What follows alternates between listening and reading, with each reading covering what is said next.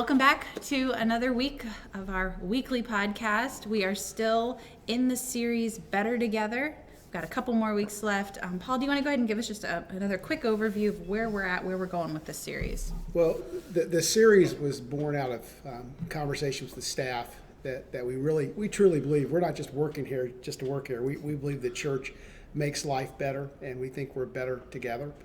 And we believe that the community of the church reflects God's nature, which is a nature of inclusion and expanding to other people. And so the church is meant to be this ever-expanding, ever-deepening community where we're growing more intimate with each other, and at the same time, others are being made apart.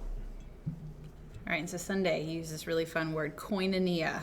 Koinonia. Josh, do you want to Yes. break that down for us? What were we talking about? There's a K and no. Spell it for us. Eyes closed. No, I'm not doing that. That's too vulnerable. All right. So koinonia, basically a fancy word, but essentially talking about fellowship and just simply being together. And so we'll get into the scripture in a few minutes, but basically around the Acts 2, kind of the idea of what the disciples were doing, what the early church was doing, and they were together. But specifically kind of where we went here, because we've been talking about being together this whole time, but more specifically, and kind of a core of koinonia is being together with a shared purpose. Not just by happenstance everybody's together, but together with a shared purpose. And so then kind of talking, what is that purpose? What is it that binds us together? What does it look like? What are the things that we value? And koinonia, fun Right. word. So I know we all have grown up in churches. We've had lots of different experiences, probably with different church communities. But I think that idea of it being a community is probably pretty accurate for what we've experienced. And I know not everyone in our congregation comes from that. This is maybe their first experience in a church community. But it is interesting. The longer you spend, the more you just kind of you start to feel like family. I remember as a kid, I went to a church that was probably maybe a little more charismatic in nature. And in some ways, like, they didn't have a schedule for Sundays. And so I remember we'd be down in the kids department and they would send runners. Like, they would send us kids just be like, hey, can you just check and see where does he sound like he's at? Have they sung the song for the 12th time? Are we up to 15? And so I remember there just being those times where we'd get through our lesson and we'd have fun downstairs. And then we just kind of have this unstructured time where we would just kind of take turns going up, and there's times when church was out at noon, there's times when church was out at 1, and I just remember though, like, you didn't hate being there. It was just like, okay, we got 15 more minutes, we're just gonna and like that's just how it felt. Like, it just felt like a comfortable place to be. What are maybe some of your favorite memories or fond memories from church? It's got to be your caravan teacher. I mean, yeah, definitely my third grade caravan class. I think the badge that we earned was Uno and pretzel rods. Pretzel rods. Yeah. You remember the pretzel rods? I do. Pretzel rods and Uno. For you, if you're not connecting the dots, Paul was my caravan teacher in third grade. Man, so when you're preaching and just talking about the memories of church, and that's just something I resonate with, because that's just where I was in high school. That's my friends, that's all that I hung out with was my youth group friends, and so there's just so many. Probably favorite memories. So this is when we still had Sunday night services, and I don't remember it. I kind of feel like it was once a month that we had potlucks, and so myself and my brother and our friend, we would volunteer every single time to set up the tables and chairs for the potluck dinners. Now, it may or may not have had something to do with, because then I didn't have to sit through service on Sunday night, but we all, and we would just go as slow as possible because we didn't want to go back into service. But man, just so many memories, good ones, and things that I look back and I struggle with. But man, I truly believe that I am a better person. Just like you said, I am a better person because of the influence of the church. It's all relationships. I mean, the things you come back. I mean, I can remember services that were pretty cool, but the most impactful things was the relationships. And just talking about your Uncle Bob. I mean, just that he was my first Sunday school teacher at at Tri-County, and really it's Terry and I's first Sunday school teacher as a married couple. Yeah. And I can just remember the influence that Bob and Crystal, and at the time, Bob and Crystal was going through all that stuff with Austin. Oh yeah. Where they didn't think sure. Austin was going to make it, and just what they had to deal with that, and they were such a good influence. And it's always the people. You go back to the people, doubt. and I remember a lot of services, but I also remember a lot of roses, a lot of frishes. It was like me and our youth group friends. Like it was literally every Sunday night and Wednesday night that we went to Frisch's afterwards. Yeah. And now I'm like, where did I get all that money to do that?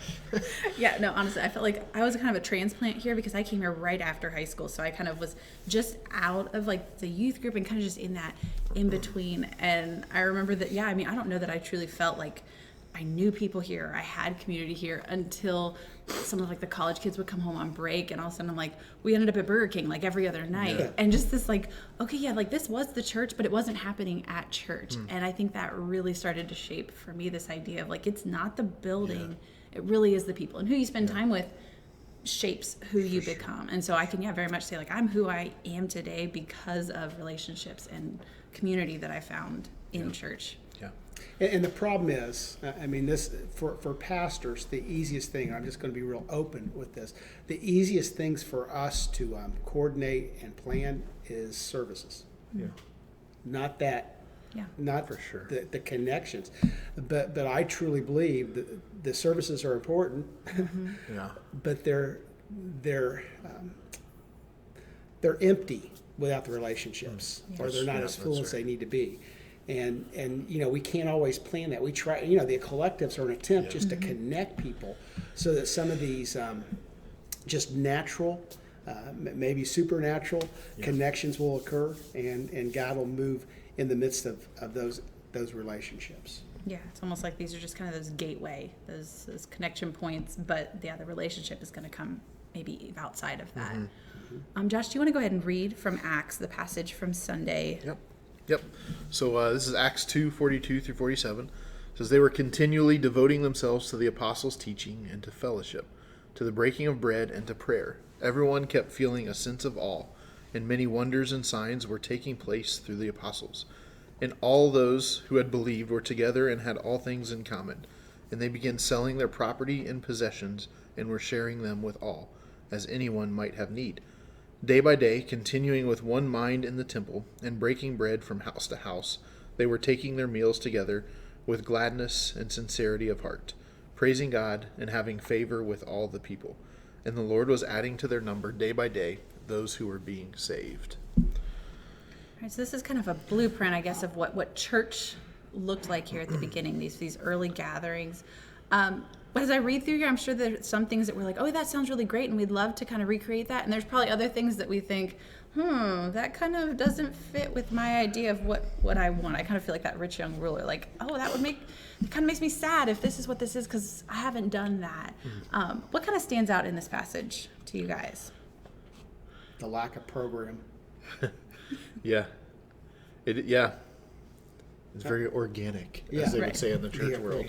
I love how teaching and fellowship are in like the same thing. I can literally see them like as a group talking and being like, hey, Peter, what do you think about this? Like almost just that, like it wasn't just always, sitting and it wasn't taking in. Yeah.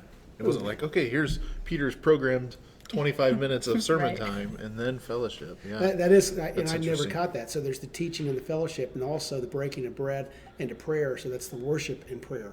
Worship and prayer, fellowship and discipleship. Those things work together. It's good. I like that. This is in verse 44, the all things in common, had all things in common. I don't know, it's just that's kind of fascinating to me, and perhaps I should have done a bit of a word study before before jumping on here, because we've said before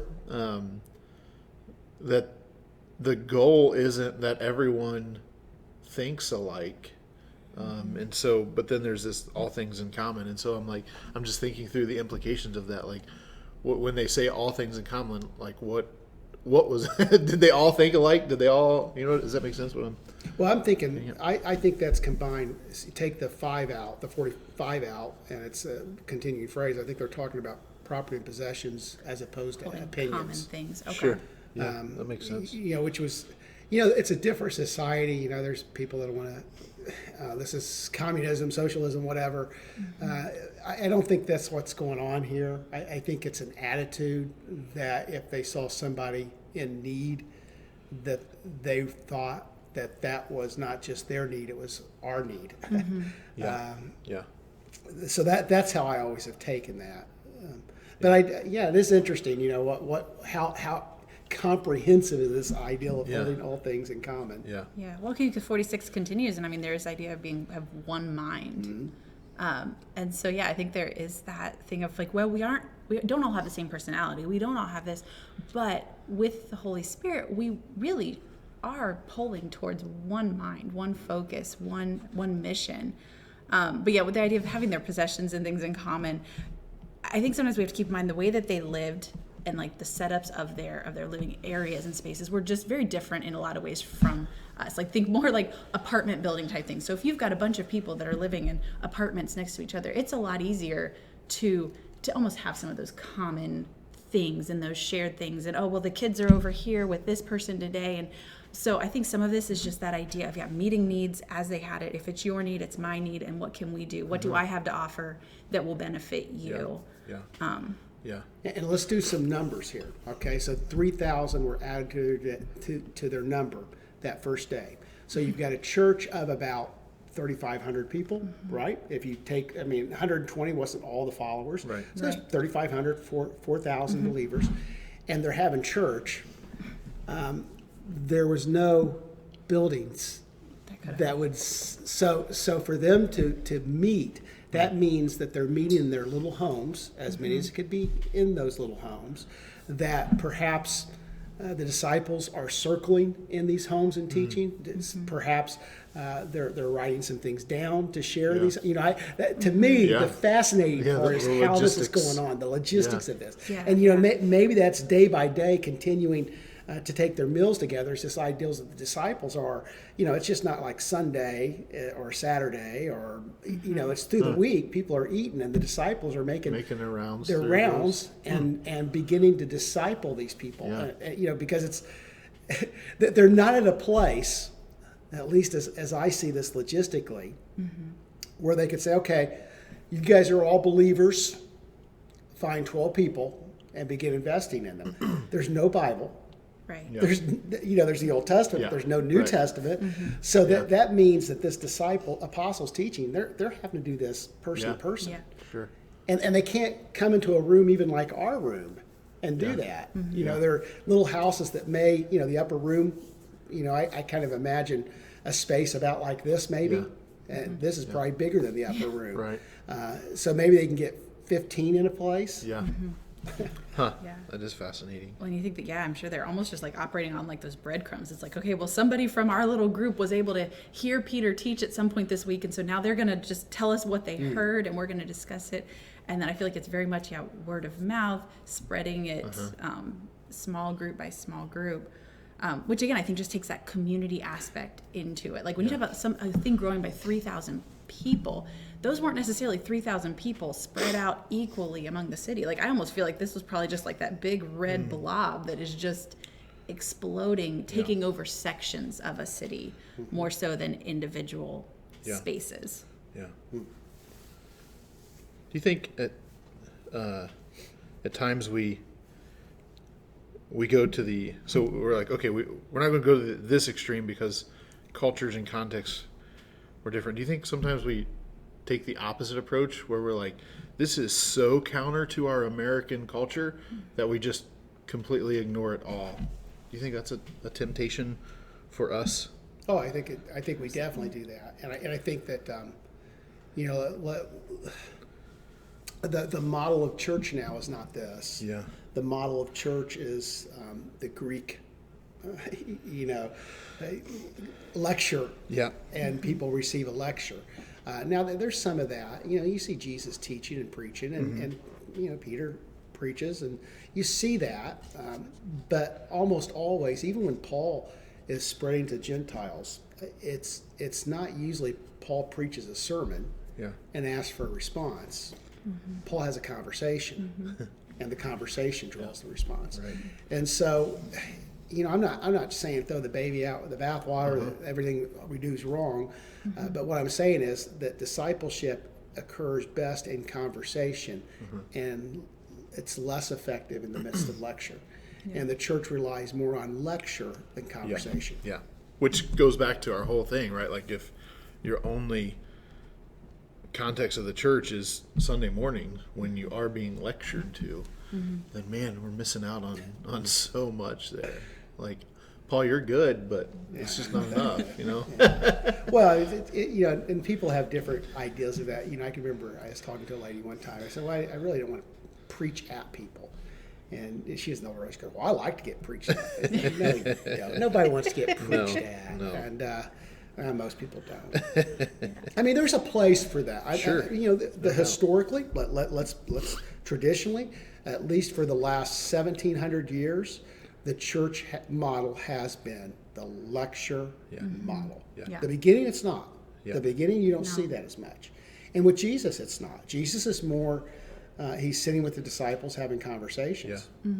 Yeah, it's almost like we've gone way back in time and adopted almost more of that prophetic type of setting where, because the prophets would come and they were preaching at it, bringing the fire, but that's not the model, or that's not the way that we always see the disciples and the early church having those moments together.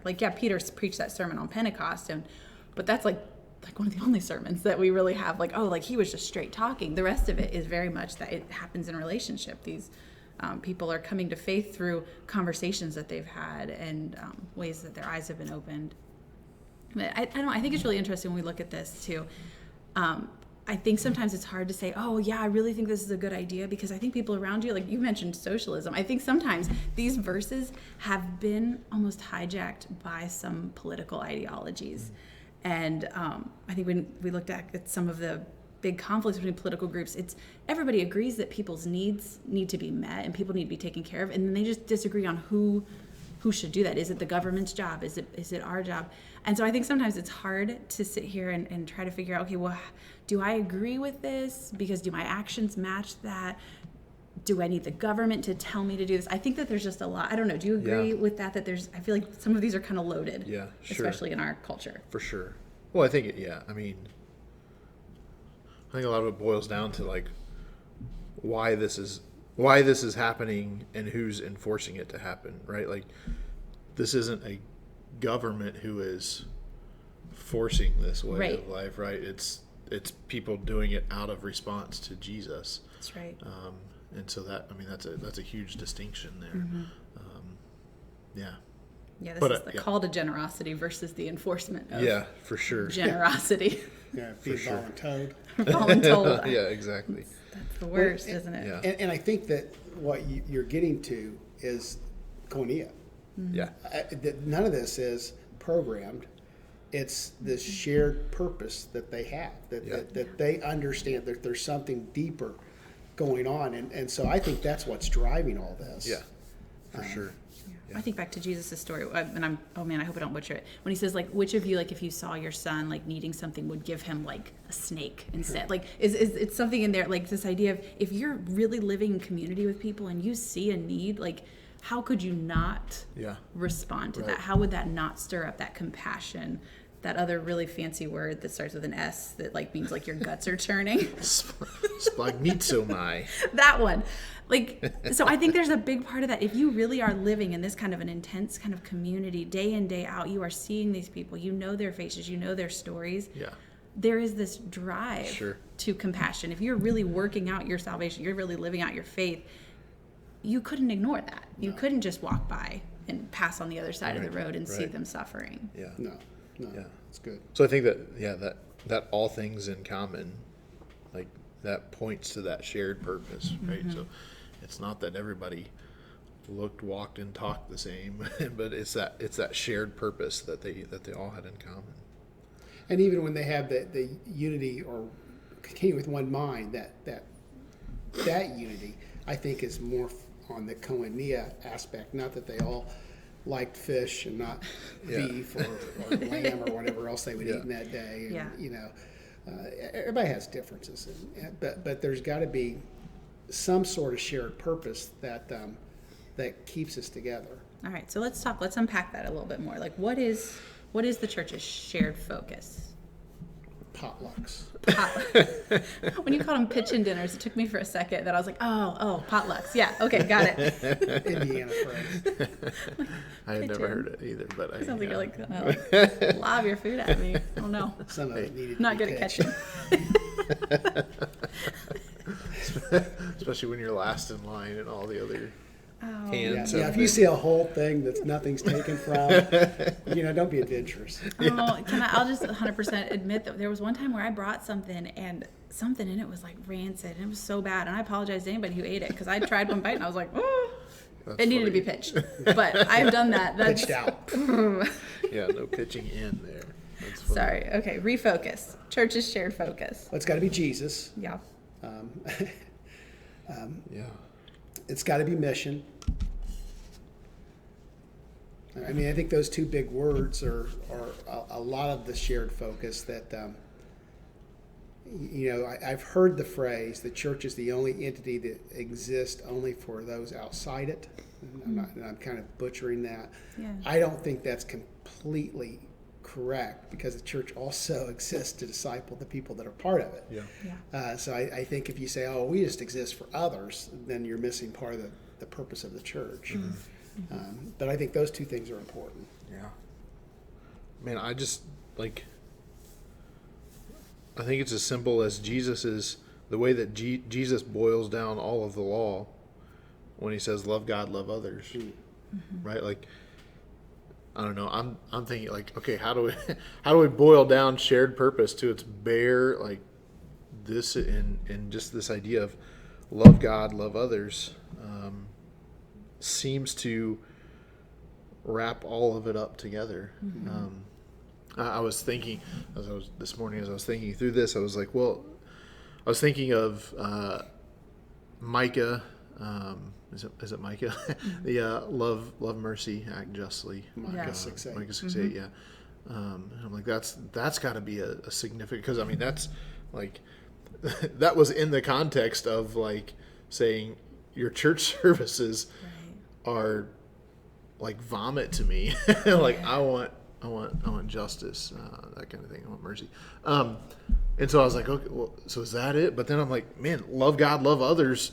Like that is all encompassing of that, right? If we're loving God and loving others, we are, we're acting justly. We're loving mercy, and Yeah, we were reading in Matthew last night with the kids and came across the whole like learn to understand what this means when I say like I desire mercy, not sacrifice. Like in that there is something in the way that we practice our faith that it's for other people. Yeah. It is reaching other people. It is other-centered. It is not a display of our own righteousness. Right. It's not a display of our own abilities and talents and gifts. And I feel like that kind of fits in with that too. Like the church's focus, like it's people. Like that's God's focus. I mean, like God cares about people. And so if God cares about people, we care about people. Yeah.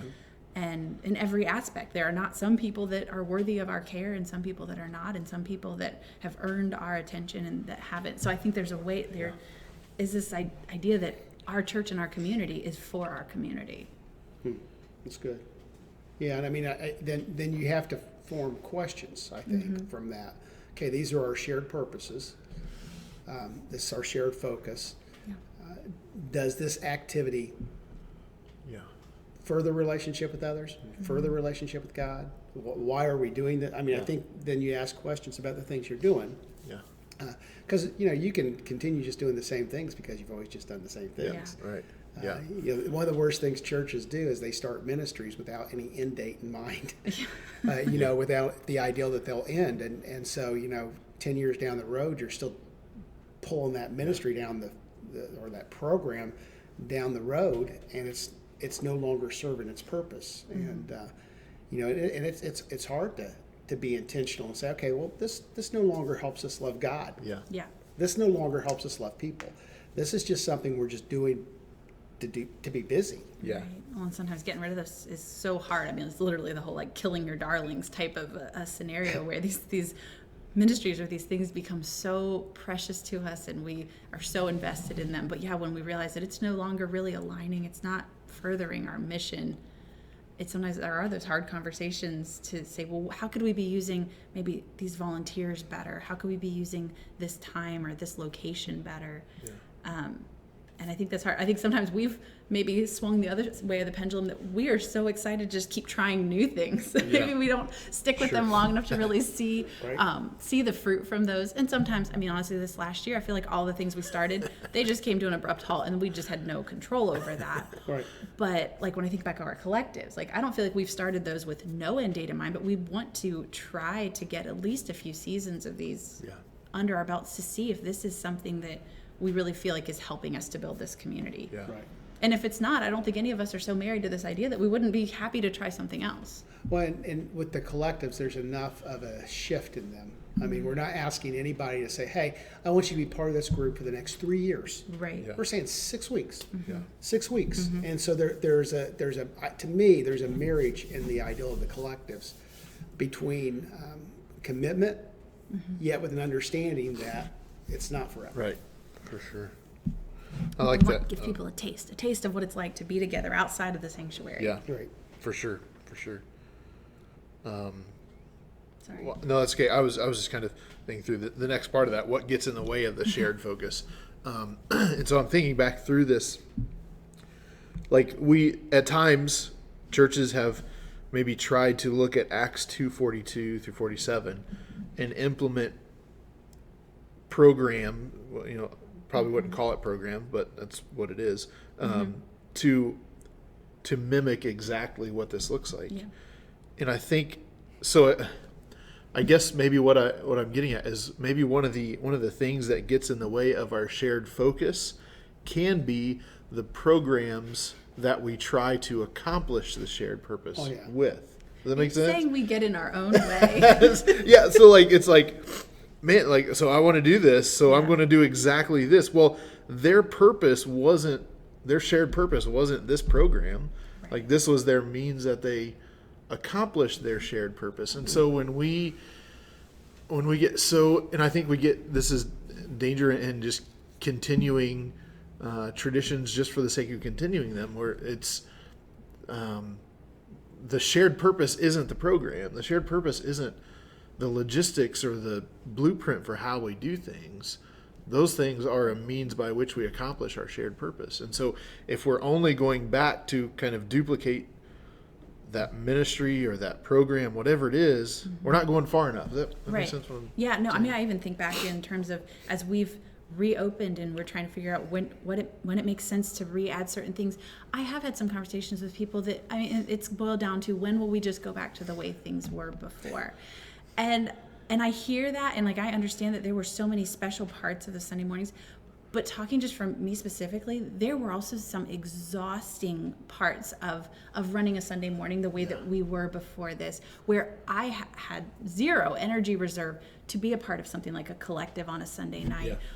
And so I feel like sometimes there's the trade-off to say, okay, well, we still want to honor and have these particular parts, but can we revision this, reimagine it to something where, okay, we've got our Sunday morning, we have our gathering, we have our discipleship time with our kids, but then we also leave our volunteers and our people with enough energy left over to be a part of something else as well. That's good.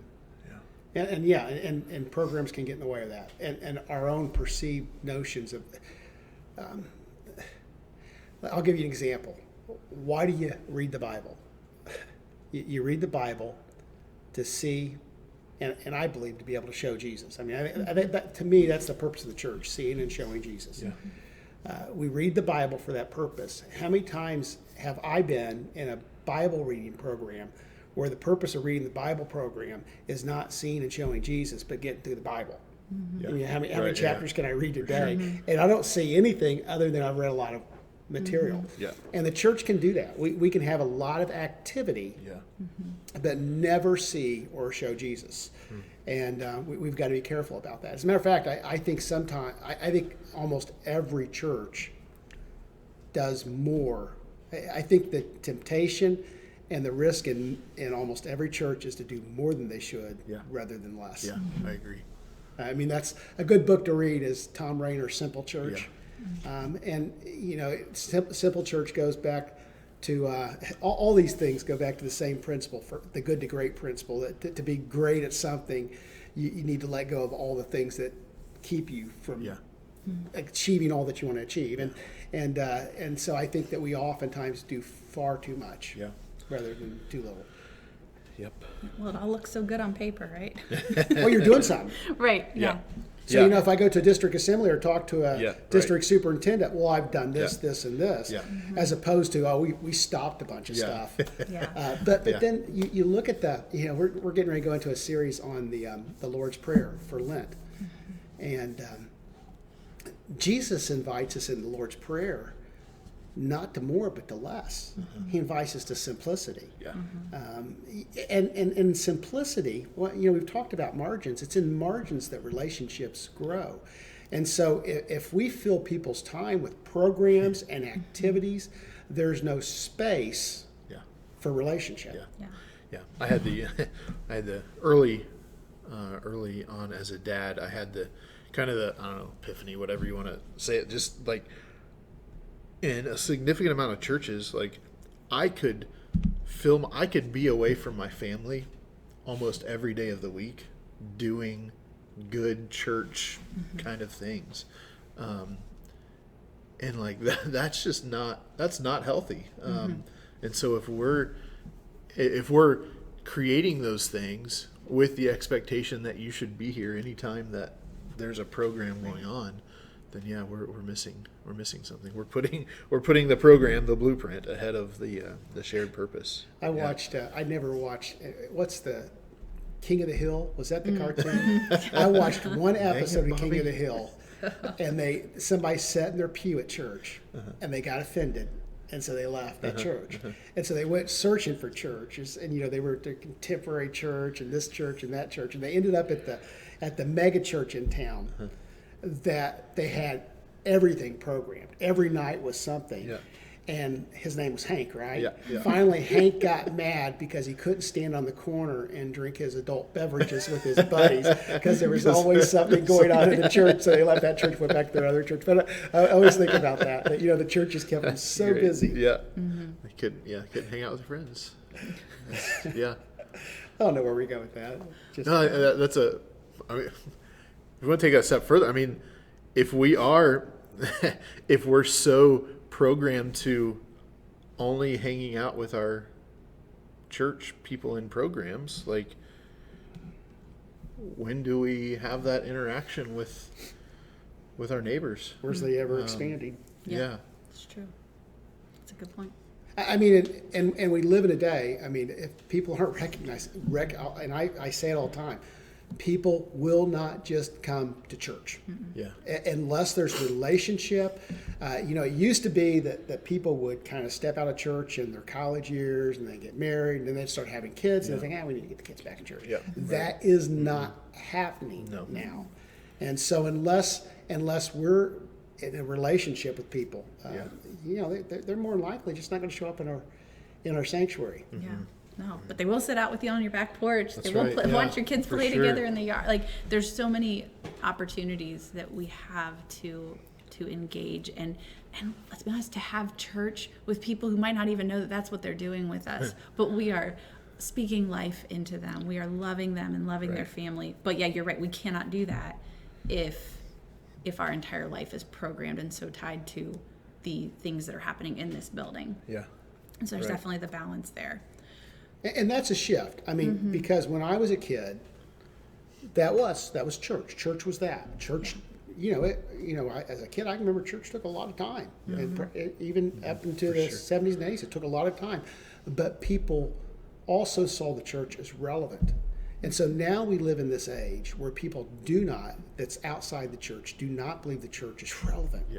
And so outside a relationship with somebody, so if you live in the same way and do church in the same way, you're keeping your people from connections with those outside our sphere of influence that really won't understand the relevance and the importance of the church unless they encounter our people.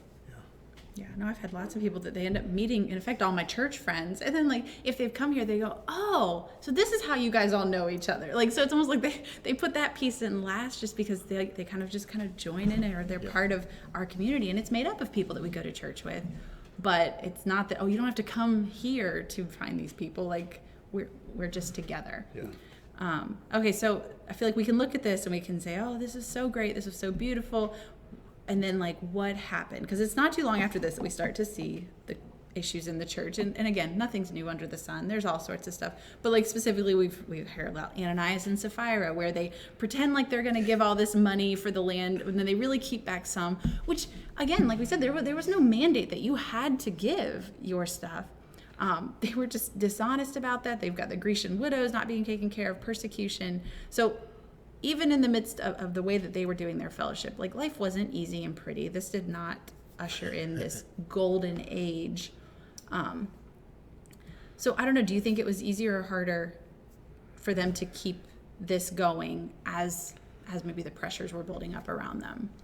I think as the pressure built, I think they were naturally doing the ever deepening. Yeah. And I think the community was becoming closed, at least close to the full gambit of the call of God. The call of God was to Gentiles and Samaria and to the ends of the earth, and they were becoming focused on that little Jewish Christian community.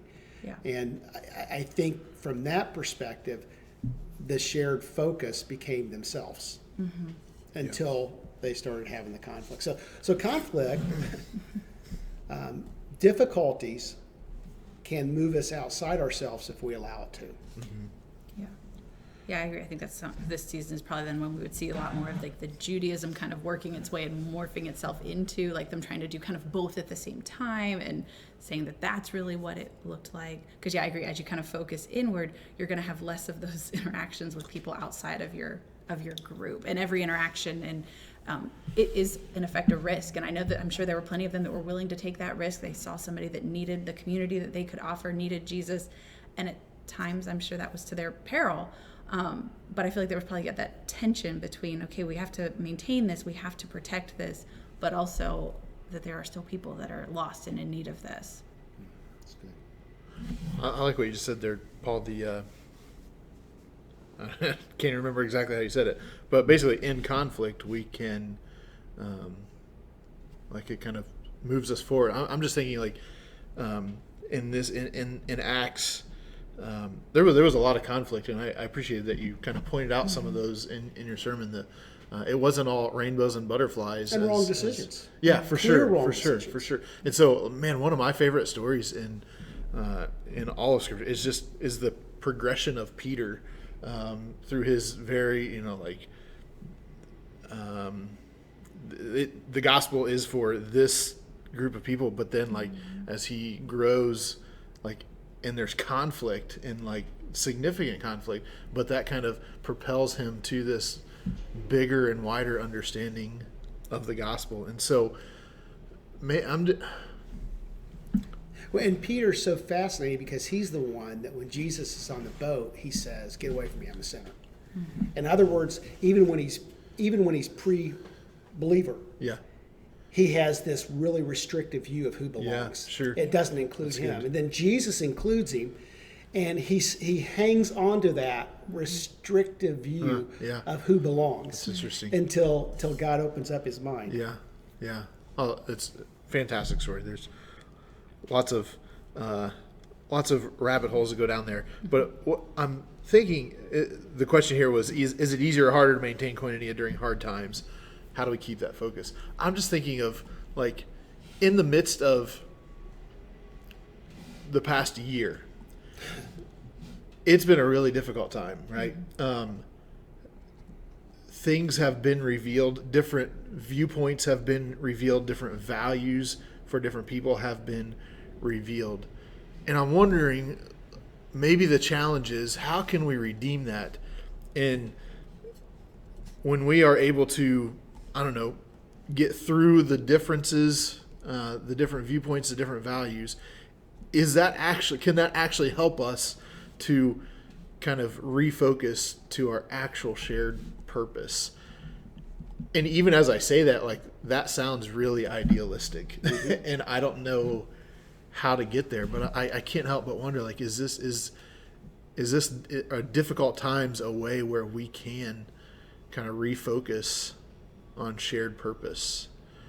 But man, I'm thinking through the practicality of this. Like, that requires such a significant amount of work to be able to kind of work through those other differences that we actually have in order to get. Do you have there. to work through all those differences? I don't think you have to, and I guess it depends on what we mean by work through. If we mean, do we have to end up with the same mind in all of them? Then no, I don't think so. Yeah. But we do have to work through, how do we focus on the shared purpose in spite of other differences? See, I think you get to the real definition of love when there's differences. When everybody thinks the same, has the same values, it's easy to love and get along. Sure. But when our values are not always the same, that's when you get to the real hard work of love. Yeah. And I think from that perspective, if, okay, the shared focus is we're going to love each other. When you have conflict, when you have differences of opinions, when you have, and this has been a year of that, when those things exist, if we can still love, and that's not that just emotional, hey, I feel great about you, right. but that I'm going to care for you, and I'm going to do the things I need to do to demonstrate my love. I'm going to forgive. I'm going to move on. Blah, blah.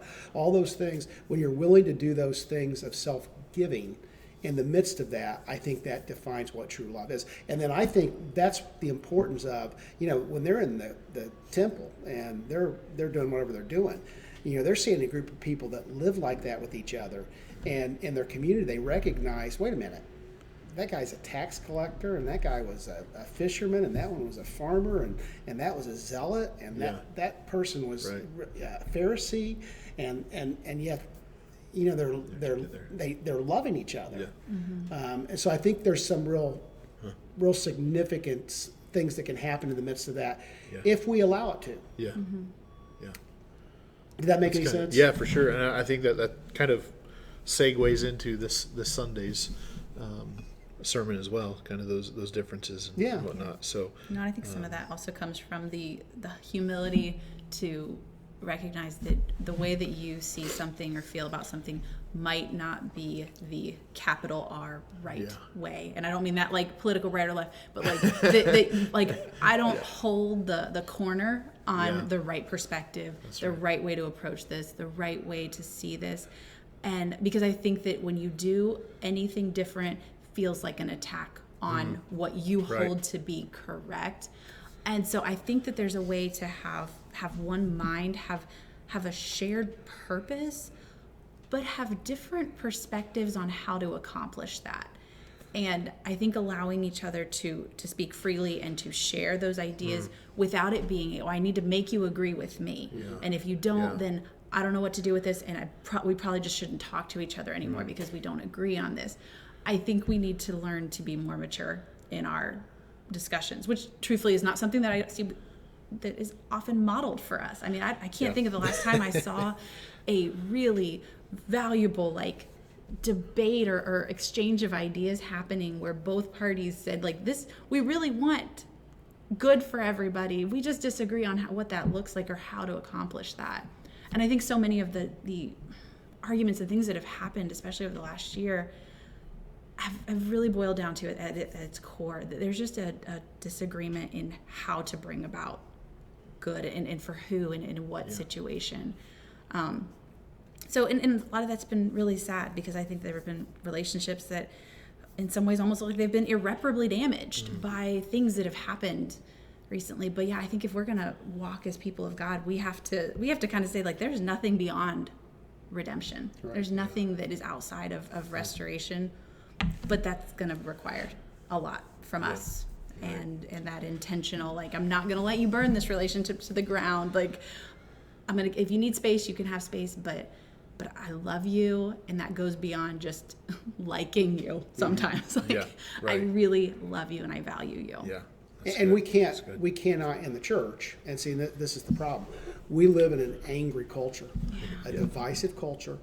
I personally, I believe social media is a blight. I do. I think it's a blight, and I think it's creating this atmosphere of anger and just saying mean, hurtful things. The church has to be above that. Yeah. Not that we agree on everything, but we don't disagree in the way everybody else disagrees. We disagree in a different way. It's Dan Boone has the books Charitable Conversations. We have charitable conversations, you know, and we may come out of those conversations and say, well, you know, I just can't believe like that. I think that's the wrong direction, but we still love each other. But that's not our culture. But the church, you know, that's one of those things that the focus of the church and the culture of the church, we're supposed to be salt and light. We're supposed to be different. Yeah. For sure. And unfortunately, too many churches just fall in the trap of, well, if you don't think like us, go somewhere else because they'll think like you somewhere else. And we don't do well with different viewpoints in our church. Yeah. That's good. And I don't know the answer to that. I don't know the work. but yeah, it's work, but I think in the end it's worth it. For sure.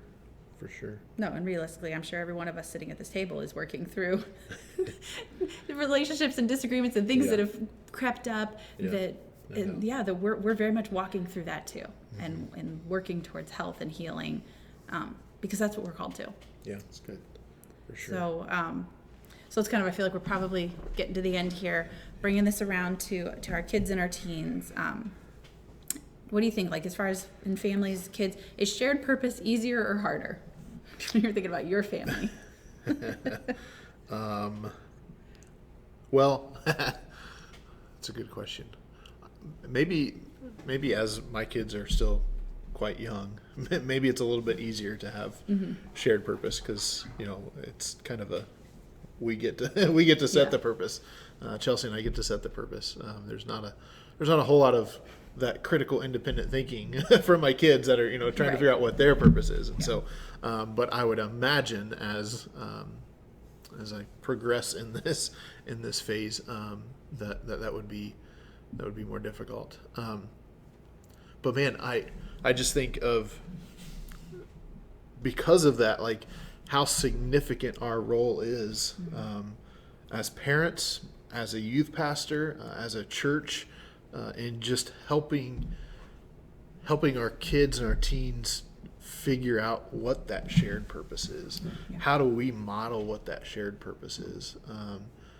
Because like we've said, like the truth is there's not a whole lot of good models out there in how we do this. Even the church has not always been a great model in how we do this. And so I'm just thinking through the implications. And again, I have no idea what the answer is, but the implications are of, you know, setting that shared purpose. Man, I don't know. It's a tall order for sure. Yeah. So, Paul, you're very experienced on this. So if you could just give us the answer. I think you've heard it a lot longer than us. The question is probably a bad question. You know, the shared purpose, is not the point.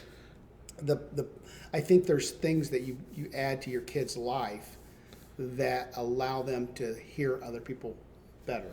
I mean, I think you teach your kids listening skills. Yeah. I think you teach your kids the value of simplicity. Yeah. The value of not overcommitting. Yeah. The value of setting right priorities.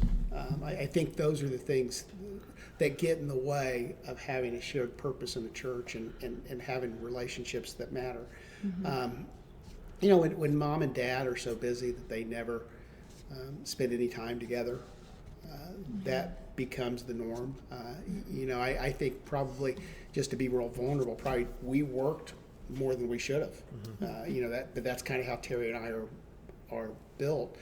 And I see with, you know, the boys that they kind of reject some of that. You know, but that's that generation too. It's not as driven as my generation was. Mm-hmm. Not that we didn't spend time with them, we did. Mm-hmm. But I think you can model that stuff with the realization that what you model, they may reject it. That's true. That is true. Very true. Yeah, I think with our kids, I don't know, it's easy to right now, have like those family values, those things listed on the wall, these things like these are just ways that we live our lives. But there is that like unknown, and well, at what point do you like, these are Ryan and my ideas for our family values, but what point do our kids then adopt those as well, and like they work with us towards building that and keeping that focus? That's good. I just wanted to, this is kind of off of that, but you kind of ended with this phrase, and it's in your initial notes. What if God's move was less dependent on our abilities and more dependent on our mutual connections to each other and God? And you kind of expanded that a little bit as you were preaching that. I don't know if you remember, but what if God's move was less dependent on you being a better preacher, on us singing better songs, on us having a better youth ministry, a kids ministry? What if God's move was less dependent on our abilities and more dependent on our mutual connections to each other and God, or our love for one another? And I thought that was an extremely profound thought that really has the potential to kind of propel us forward to what we want to accomplish. So anyway, I think there's truth in it. I didn't just preach that. I believe, you mean what you say. I think that there's salvations. I mean, just to use that word that's there. Yeah. People were being saved. Yeah. And I truly believe most of us, I'm gonna make it to heaven. I think you say, I feel like I'm gonna make it. Not really worried there. But it's not about me making it. It's about the ones I love making it, and the people that God loves making it. Yeah. And so sometimes we make these commitments not because all of a sudden I'm going to end up, failing to make the cut. Yeah. But we make these commitments because we value people like God values people, and we see the great purpose and the great meaning of the church, and how the church lived with that shared purpose can really reach a lot of people. Yeah. And we also want to invite them into what God's doing here and now, right? Like not just it's just not heaven. I'm going to make it to heaven, and I want you to as well. It's like I'm actively participating in the kingdom of God here, and I want you to be a part of that. Yeah.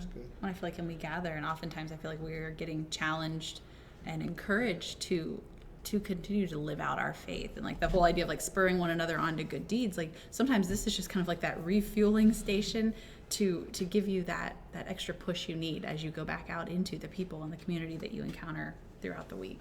Yeah, it's good. Good. All right, all hearts cleared? Yes. Clear. All right, I'll go ahead and pray for us. Right.